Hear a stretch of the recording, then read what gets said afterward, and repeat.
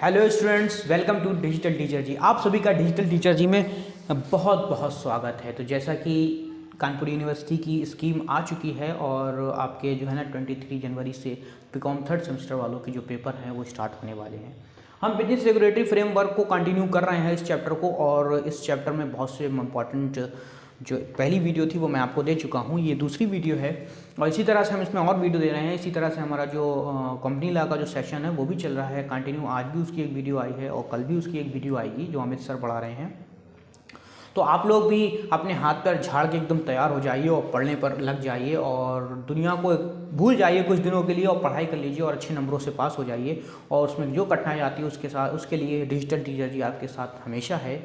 सो बस रख हौसला, वो मंजर भी आएगा, प्यासे के पास चलकर समंदर भी आएगा। इस तरह थक कर ना बैठे मंजिल के मुसाफिर, तुझे मंजिल भी मिलेगी और मंजिल का मज़ा भी आएगा। दोस्तों, थकना नहीं है, हारना नहीं है, कुछ नहीं करना है, बस चलते रहना है। एक दिन मंजिल ज़रूर हमारे कदम चूमेगी, एक दिन कामयाबी हमारे कदम चूमेगी। तो इन्हीं सब के साथ मैं शुरू करता हूँ आज की क्लास। तो आज की क्लास में हम जो बिजनेस रेगुलेटरी फ्रेमवर्क में पढ़ने वाले हैं वो पढ़ने वाले हैं धारा 2 के अंतर्गत जो जितनी परिभाषाएं दी गई हैं उन परिभाषाओं के बारे में पढ़ने वाले हैं। तो मैंने यहाँ पर कुछ परिभाषाएं दी हैं। सबसे पहले लिखी है प्रस्ताव, जिसको हम प्रपोजल भी कहते हैं। प्रपोजल की मैंने एक जो डेफिनेशन यहाँ पर लिखी वो लिखी है, एक व्यक्ति जब दूसरे व्यक्ति के पास किसी कार्य को करने अथवा ना करने के संबंध में इच्छा इस उद्देश्य से प्रकट करता है कि किसी दूसरे व्यक्ति उस कार्य को करने अथवा ना करने के संबंध में अपनी सहमति प्रदान करे, तो यह कहा जाएगा कि उस व्यक्ति ने दूसरे व्यक्ति के पास प्रस्ताव रखा। हवा से चली गई ना आपकी, है सर के ऊपर से निकल गई होगी। अब इसको एक इस तरह से समझिए कि जैसे मुझे अपना मार्कर, ये मार्कर दिख रहा है, मुझे ये मार्कर बेचना है। तो मैंने क्या कहा, मैंने आपके पास गया, मैंने कहा भाई साहब अगर आपको ये मार्कर खरीदना हो तो बताइएगा। दैट मीन मैंने क्या करा, उसके सामने एक प्रस्ताव रखा, प्रपोजल का। प्रपोजल मतलब जब कोई एक व्यक्ति अपनी किसी वस्तु को बेचने के संबंध में या किसी के संबंध में दूसरे के सामने कोई बात रखता है, कोई चीज़ रखता है, कोई बात रखता है, तो उसको हम प्रपोजल कहते हैं। जैसे राम ने श्याम के सामने अपना घोड़ा बेचने का, जो आपकी किताब में एग्जाम्पल लिखा उस एग्जाम्पल में बता रहा हूँ, बेचने का प्रस्ताव रखा, उसके बारे में बात करी। यार मुझे, अब जैसे हम लोग कहते हैं ना हमें मोबाइल, यार मुझे मोबाइल बेचना है, तो मैं क्या करता हूँ, मैं दूसरे के सामने अपना प्रस्ताव रख रहा हूँ। अगर उसने स्वीकार कर लिया हाँ यार मैं खरीदूंगा, तो क्या हो जाता है, ये प्रस्ताव कहलाता है, ये प्रपोजल कहलाता है। मेरी तरफ से जो रखा गया इसको हम क्या कहते हैं, प्रपोजल कहते हैं। क्या कहते हैं, प्रपोजल कहते हैं। प्रपोजल का मतलब, प्रस्ताव का मतलब कि मुझे कोई चीज़ बेचना थी तो मैंने किसी के सामने उसका प्रपोजल रखा, उसका प्रस्ताव रखा। तो मतलब ये जब कोई एक व्यक्ति दूसरे व्यक्ति के सामने किसी चीज़ को खरीदने के इच्छा के संबंध में अपनी बात रखता है तो उसे हम प्रपोजल कहते हैं। अगला हमारा है वचन। वचन किसे कहते हैं, जब कोई प्रस्ताव स्वीकार कर लिया जाता है तो वह वचन बन जाता है। जब कोई प्रस्ताव क्या कर लिया जाता है, स्वीकार कर लिया जाता है। अब स्वीकार करने का मतलब क्या है भाई साहब, तो स्वीकार करने का मतलब ये है कि जैसे मान लीजिए मैं हूँ, मैंने किसी के सामने, कोई राम नाम का व्यक्ति है, मैंने उसके सामने रखा भाई साहब यार मुझे मोबाइल बेचना है, ये मोबाइल, तो मैंने उसके सामने प्रस्ताव रखा। मैंने क्या करा, उसके सामने प्रस्ताव रखा। उसने क्या करा, उसने कहा ठीक है यार मैं ये मोबाइल खरीदूंगा, तो ये क्या हो गया, वचन हो गया। ये क्या हो गया, वचन हो गया। मैंने मोबाइल खरीदने का जो बात रखी वो प्रस्ताव थी, जब उसने उस बात को स्वीकार कर लिया, एक्सेप्ट कर लिया, ठीक है यार मैं मोबाइल खरीदूंगा, तो ये वचन कहलाता है। क्या कहलाता है, वचन। यानी जब हमारा जो प्रस्ताव था, हमारा जो प्रपोजल था वो स्वीकार हो जाए, एक्सेप्ट हो जाए, तो वह क्या बन जाता है, वचन बन जाता है। इंग्लिश में कहते हैं प्रॉमिस बन जाता है। ठीक है, अगला जो हमारी इसमें डेफिनेशन दी गई है वो दी गई वचनदाता और वचन ग्रहणता। तो वचनदाता कौन होता है, वचन ग्रहणता कौन होता है। तो प्रस्ताव रखने वाले व्यक्ति को प्रस्तावक या वचनदाता कहते हैं। प्रस्ताव रखने वाले व्यक्ति को प्रस्तावक या वचनदाता कहते हैं, और वचन स्वीकार करने वाले को वचन ग्रहणता कहते हैं।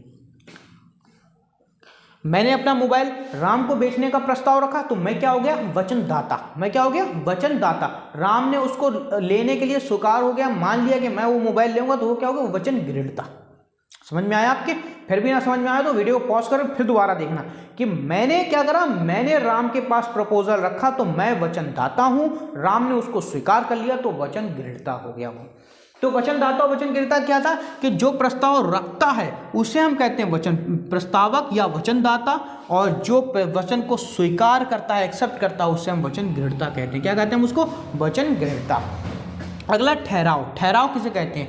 प्रत्येक वचन और वचनों का प्रत्येक समूह, प्रत्येक एक प्रॉमिस या कई प्रॉमिस का जो समूह होता है, जो एक दूसरे के लिए क्या होता है, प्रतिफल होता है, वह ठहराव कहलाता है, वो एग्रीमेंट कहलाता है। मेरे लिए भी वो जैसे मैंने राम को मोबाइल बेचने की बात करी तो मेरे लिए भी एक प्रतिफल है कि मुझे उसके बदले पैसे मिलेंगे। उसने जो स्वीकार करा उसको भी क्या, वो पैसों के बदले उसे मोबाइल मिल जाएगा। तो मतलब जब दोनों के ऊपर क्या होता है, प्रतिफल लागू होता है कि उसका कुछ रिजल्ट भी निकल कर आएगा, तो ऐसी चीज को हम क्या कहते हैं, ठहराव कहते हैं। क्या कहते हैं हम ऐसी चीज को? ठहराव कहते हैं। पारस्परिक वचन क्या होता है? एक ठहराव जो राज नियम द्वारा परिवर्तनीय हो वह व्यर्थ ठहराव कहलाता है। ये व्यर्थ ठहराव है, हेडिंग दूसरी डल गई, व्यर्थ ठहराव। व्यर्थ ठहराव, व्यर्थ ठहराव किसे कहते हैं? व्यर्थ ठहराव का मतलब होता है एक ठहराव जो राज नियम के विरुद्ध हो। राज नियम के विरुद्ध, जो हमारी राज नियम है, जो हमारा नियम है, जो हमारा जो नियम है हमारा कॉन्ट्रैक्ट का, उस नियम के अगर विरुद्ध है तो ऐसा ठहराव हमारा क्या कहलाता है? व्यर्थ ठहराव कहलाता है। क्या कहलाता है? ऐसा ठहराव हमारा व्यर्थ ठहराव कहलाता है। हमारा जो अगला टॉपिक है वो है अनुबंध। ये भी धारा 2 के अनुसार इसकी परिभाषा दी गई। तो अनुबंध क्या है? जब ठहराव, एक ठहराव जो राजनियम द्वारा परिवर्तनीय होता है, अनुबंध कहलाता है। एक ठहराव, एक एग्रीमेंट जो राजनियम यानी आपका जो अधिनियम है उसके अनुसार अगर सही है तो वो क्या बन जाता है? बाद में अनुबंध बन जाता है। क्या बन जाता है? वो हमारा बाद में अनुबंध बन जाता है। क्या बन जाता है?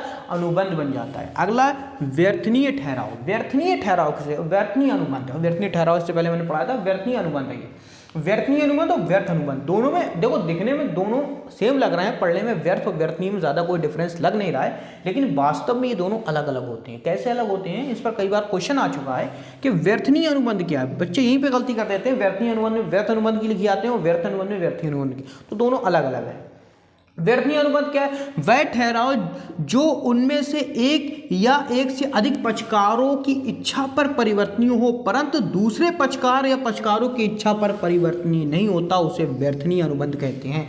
व्यर्थनीय अनुबंध का मतलब क्या हुआ कि एक पक्षकार मैं हूँ, एक पक्षकार कोई दूसरा है, मैं तो सामान बेचने के लिए राजी हूँ लेकिन वो खरीदने के लिए राजी नहीं है, तो ऐसी जगह पर क्या ये अनुबंध क्या हो जाएगा? व्यर्थनीय अनुबंध होगा। कोई इसका कोई मतलब ही नहीं है। क्यों मतलब नहीं? मैं बेच जाऊं, फिर वो खरीदने के लिए राजी है, मैं बेचने के लिए राजी नहीं हूं, तो ऐसी जगहों पर क्या होता है? व्यर्थनीय अनुबंध हो जाता है। अनुबंध कैसा हो जाता है? व्यर्थनीय, मतलब किसी एक पक्षकार की इच्छा पर तो वो परिवर्तनीय है लेकिन किसी दूसरे इच्छा के परिवर्तनीय ना हो, किसी दूसरे पक्षकार की इच्छा पर परिवर्तनीय ना हो। अगला है व्यर्थ अनुबंध। तो व्यर्थ अनुबंध किसे कहते हैं? जब अनुबंध किसी राजनियम द्वारा परिवर्तनीय होना समाप्त हो जाता है। ऐसा समझ लो कि हमने जो अनुबंध करा है वो सरकार के और हमारे नियम के अगर विरुद्ध है, नियम के और सरकार के कानून द्वारा परिवर्तनीय नहीं रहता, कानून द्वारा, नियम द्वारा अगर वो परिवर्तनीय नहीं है, गलत है, तो ऐसा नियम क्या कहलाता है? हमारा व्यर्थनीय अनुबंध कहते हैं उसे। ऐसे क्या कहते हैं हम? व्यर्थनीय अनुबंध कहते हैं। क्या कहते हैं हम उसको? व्यर्थनीय अनुबंध कहते हैं। उसको हम व्यर्थ अनुबंध कहते हैं। क्या कहते हैं उसको? व्यर्थ अनुबंध कहते हैं। व्यर्थनीय अनुबंध क्या होता है? जो एक पक्षकार स्वीकार करे, दूसरा पक्षकार नहीं स्वीकार कर रहा, तो ऐसा अनुबंध व्यर्थनीय अनुबंध। वो अनुबंध जो किसी राजनियम द्वारा परिवर्तनीय नहीं है या किसी कानून द्वारा परिवर्तनीय नहीं है, तो ऐसा अनुबंध व्यर्थ अनुबंध होगा। व्यर्थ और व्यर्थनीय को ध्यान से रखिएगा। व्यर्थ अनुबंध वो अनुबंध जो एक पक्षकार स्वीकार कर रहा है, दूसरा नहीं स्वीकार कर रहा है। व्यर्थ अनुबंध वो अनुबंध जिसमें राजनियम के जो नियम कानून है उसके विरुद्ध अगर कोई अगर हमारा अनुबंध किया गया है तो वो व्यर्थ अनुबंध कहलाता है। उम्मीद है आपको ये वीडियो समझ में आई होगी। इसके बाद हम मिलते हैं अपनी अगली वीडियो में। तब तक के लिए जय हिंद, जय भारत। देखते रहिए हमारी वीडियो, हमारे चैनल को, और सब्सक्राइब कीजिए और फैला दीजिए अपने सभी दोस्तों में। इसी तरह के वीडियो के लिए हमारे चैनल को लाइक, शेयर एंड कमेंट जरूर करिएगा। और उसके बाद भी कोई डाउट हो तो हमसे कमेंट बॉक्स में आके पूछ लीजिएगा। मेरा नंबर पड़ा हुआ है, उस नंबर पर आकर पूछ लीजिएगा। Thank you very much. मिलते हैं अगली वीडियो में।